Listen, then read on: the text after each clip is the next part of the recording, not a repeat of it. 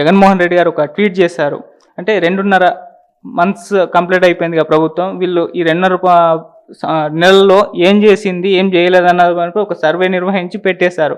ఇది చంద్రబాబు గారు షాక్ అయ్యే విధంగా పెట్టారు సార్ ఆయన. అంటే ఇవి చేయలేదు, ఇవి చేయలేదు, అసలు 2.5 నెలల్లోనే ఆయన ఏం చేయలేకపోయారన్నట్టుగా ఆయన విమర్శ అయితే చేశారు సార్. మరి దాన్ని ఏ విధంగా చూస్తారంట అసలు? అసలు 6 నెలలు టైం ఇవ్వాలి అని అంటారు. చూసేదానికి ఏముంది? ఈ ఈ జగన్మోహన్ రెడ్డి గారు 2.5 మాసాలకే మాట్లాడడం తప్పనే చెప్తున్నాను కదా. ఎవరైనా ఒక ప్రభుత్వం 6 మాసాల తర్వాత అయినా మాట్లాడితే అర్థం ఉంది. 6 మాసాల సంవత్సరం అయిన తర్వాత వాళ్ళ పరిపాలన మీద కామెంట్ చేస్తే బాగుంటుంది. కానీ సంవత్సరంలో 2 మాసాలు కాందే మొదలు పెట్టి మాట్లాడితే హాస్యాస్పదంగా ఉంటుంది.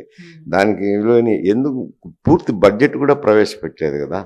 అక్కడ ఓటాన్ అకౌంట్ బడ్జెట్ మాత్రమే ప్రవేశపెట్టినారు 2 మాసాలకేమో. మళ్ళా తర్వాత 4 మాసాలు తీసుకున్నారు.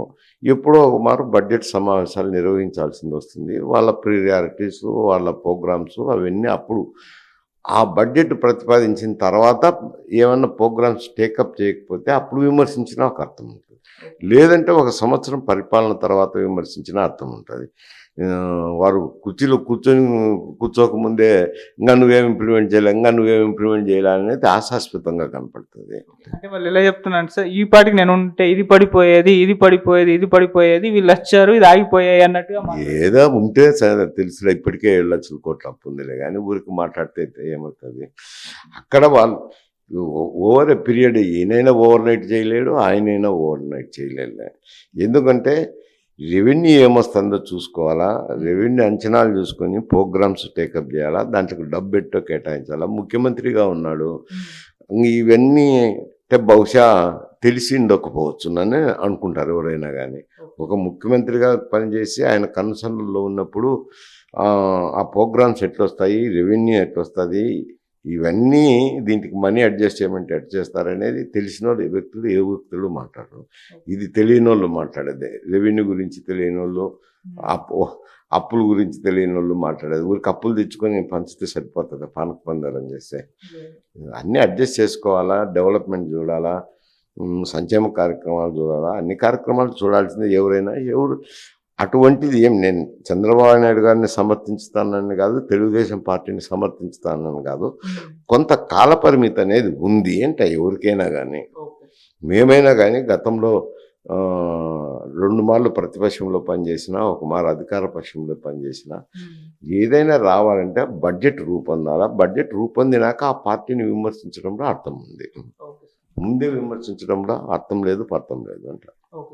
Thank you so much sir. సరే, ఇటు రేవంత్ రెడ్డి గారు మన అమర్ రాజా కంపెనీ ఏదైతే ఉందో దాని గల్లా జయదేవ్ గారిది వేరే రాష్ట్రానికి తరలించబోతున్నారని వార్తలు అయితే వినిపిస్తున్నాయి. అంటే ప్రభుత్వం వాళ్ళ యొక్క ఏవైతే కండిషన్స్ ఉన్నాయో అవి నెరవేర్చలేదు, అందుకే ఇది తరలిస్తున్నాం అన్నట్టుగా గల్లా జయదేవ్ గారు మొన్న మాట్లాడారు. మరి తరలిస్తారా, లేకుంటే ప్రభుత్వం రేవంత్ రెడ్డి గారు దిగివచ్చి వీళ్ళ ప్రాబ్లమ్స్ ఏమన్నా ఉంటే సాల్వ్ చేస్తారా, ఏం జరగచ్చు అంటారు?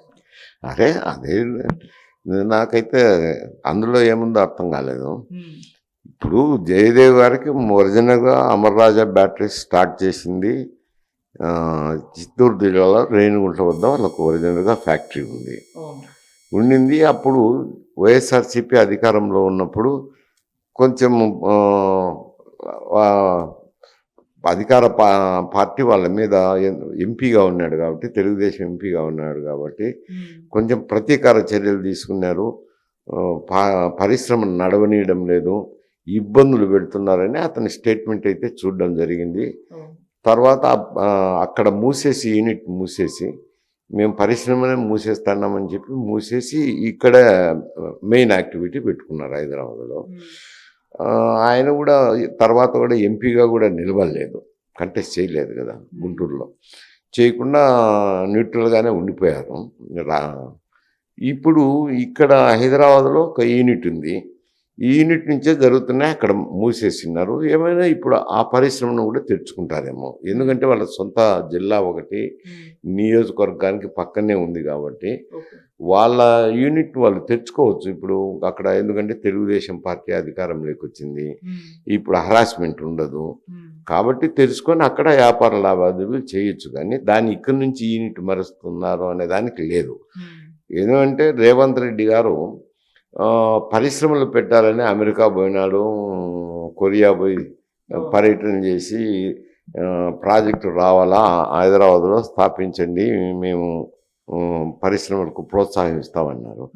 ఇక్కడుండే పరిశ్రమలకు ప్రోత్సాహం ఎందుకు ఇవ్వరు, ఎందుకు తరలించేదానికి అంటారు? ఏదన్నా ఉంటే అతను మాట్లాడిండొచ్చు, ఎందుకంటే జయదేవ్ కూడా ఎక్స్ఎంపీ కాబట్టి ముఖ్యమంత్రిని కలవచ్చు, ఏమైనా ఇబ్బందులు ఉంటే ఆయన మాట్లాడచ్చు ఇక్కడుండే యూనిట్ వరకు.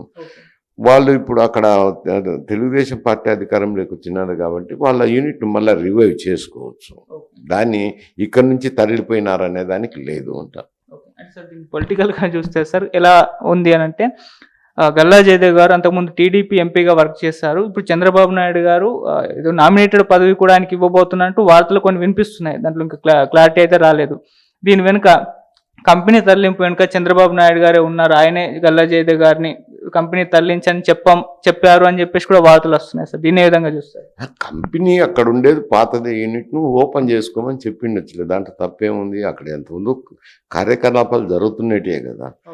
కాకపోతే ప్రభుత్వం వైఎస్ఆర్సీపీ వచ్చినాక వారి చర్యల వల్ల మనస్తాపం చెంది ఆ యూనిట్ మూసేసి ఇక్కడే కార్యకలాపాలు పెంచుకున్నారు.